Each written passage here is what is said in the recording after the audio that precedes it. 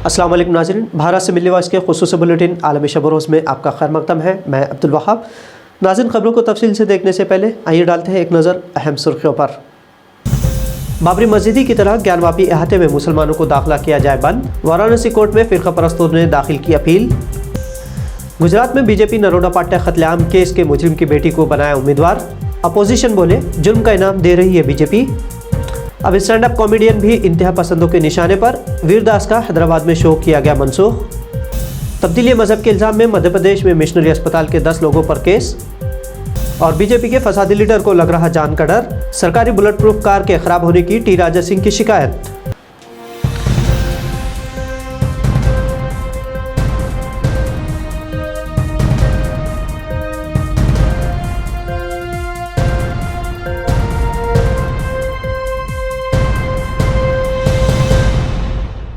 बाबरी मस्जिद की तरह ज्ञानवापी मस्जिद में भी मुसलमानों को इबादत से रोकने फ़िरका परस्तों की जानिब से अर्जी दाखिल की गई है।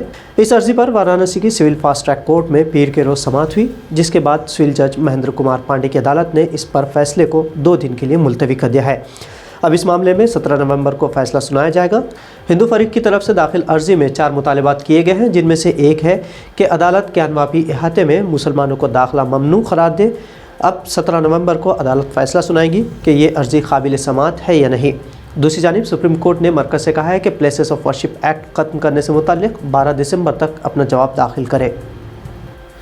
गुजरात में हुक्मरान जमात बीजेपी ने नरोडा पाटिया कत्लेआम केस के मुजरिम की बेटी को आने वाले असम्बली इंतखाबात के लिए उम्मीदवार बनाया है।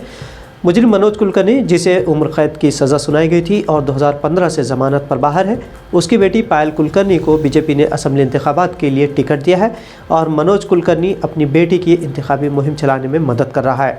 इससे पहले भी बीजेपी ने चंद्रसेना रावल को गोधरा हल्के से उम्मीदवार बनाया था, जिसने बिल्किस बानो केस के मुजरिमों को संस्कारी ब्राह्मण करार देते हुए एक तनाज़ा पैदा किया था। चंद्रसेना रावल हुकूमत गुजरात की उस कमेटी का हिस्सा था जिसने उम्र कैद की सज़ा काट रहे मुजरिमों की सज़ा में कमी की थी। नरोडा के मौजूदा बीजेपी रुकन असम्बली बलराम थावानी का टिकट काटकर अब बीजेपी ने पायल को उम्मीदवार बनाया है, जो कोई सियासी तजुर्बा नहीं रखती और पेशे से एनेस्थीसिया की डॉक्टर है। अपोजिशन जमातों ने इल्ज़ाम लगाया है कि ये इस बात का सबूत है कि बीजेपी ने फसाद बर्पा करने वाले मुजरिमों को इनाम देने के लिए पायल का इंतखाब किया है। आपको बता दें कि बीजेपी ने पायल को उसी हलके से उम्मीदवार बनाया है जहां नरोडा पाटिया कत्लेआम हुआ था। उसके बाप को 2012 में मुजरिम करार दिया गया था। वो उस हुजूम में शामिल था जिसने 2002 के गुजरात फसादात के दौरान नरोडा में 97 अफराद को हलाक किया था। मोदी हुकूमत की तनकीद करने वाले लीडरों के अलावा स्टैंड अप कॉमेडियन भी इंतहा पसंदों के निशाने पर है। इसमें एक नाम कॉमेडियन वीरदास का भी है। वीरदास पर इल्ज़ाम है कि उन्होंने हिंदू मुखालिफ रिमार्क्स दिए हैं, जिसके पेश नज़र उनके हैदराबाद में शो मनसूख करना पड़ा है। इससे पहले भी कॉमेडियन का शो बेंगलोर में मुनाक़द होने वाला था, लेकिन हिंदू जन जागरण समिति ने भी उस शो के ख़िलाफ़ एहतजाज का ऐलान किया था, जिसके बाद शो को मनसूख कर दिया गया था। हिंदू जन जागरण समिति ने वीरदास से मुतालबा किया है कि वो गुज़िश्ता साल अमेरिका में हुए उनके शो के दौरान किए गए रिमार्क्स पर माज़रत का इजहार करें। सोशल मीडिया पर नफरत आमेज़ बयान देकर आग उगलने वाले बीजेपी के मुअत्तल रुकन असम्बली टी राजा सिंह अपनी बुलेट प्रूफ कार ख़राब होने के सबब तशवीश में है। राजा ने इंटेलिजेंस की तरफ से दी गई बुलेट प्रूफ कार पर नाराज़गी जाहिर की है। राजा के मुताबिक रियासती इंटेलिजेंस अहदेदारों ने मरकज़ी इंटेलिजेंस की वार्निंग पर उन्हें एक बुलेट प्रूफ कार दी थी। राजा के मुताबिक उन्होंने 4 महीने कबल कार को इंटेलिजेंस के दफ्तर भेज दिया था, क्योंकि ये गाड़ी रास्ते में ख़राब होकर रुक गई थी और मरम्मत के बाद दोबारा वही गाड़ी उन्हें दे दी गई, जिससे उन्हें जान को डर लग रहा है। मध्य प्रदेश में तब्दीली मजहब के इल्ज़ाम में ईसाई मिशनरी से वाबस्ता अस्पताल के 10 अफराद के खिलाफ मुकदमा दर्ज किया गया है। ये मुकदमा ज़िले दमोह में कौमी कमीशन बराए तहफ़्फ़ुज़ हुकूक़ अतफ़ाल के नुमाइंदों को एक मिशनरी अस्पताल में बेज़ाब्तगियों के पता चलने के बाद किया गया है। कमीशन के चेयरमैन प्रियंक कानूनगो ने 3 अस्पतालों का मुआयना किया, जिसमें उन्होंने मुख्तलिफ़ किस्म की खामियों के बारे में दरियाफ्त किया। इल्ज़ाम है कि चाइल्ड शेल्टर के मुआयने के दौरान वहां के अमले ने मेन गेट को ताला लगा दिया।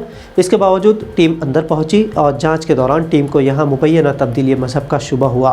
कमीशन की टीम को रियासत के ज़िले डिंडोरी के कुछ कबायली नौजवानों के सिलसिले में भी शबा हुआ, जिसके बाद इस मामले को इब्तदाई तौर पर जुर्म समझते हुए पुलिस केस दर्ज कराया गया है।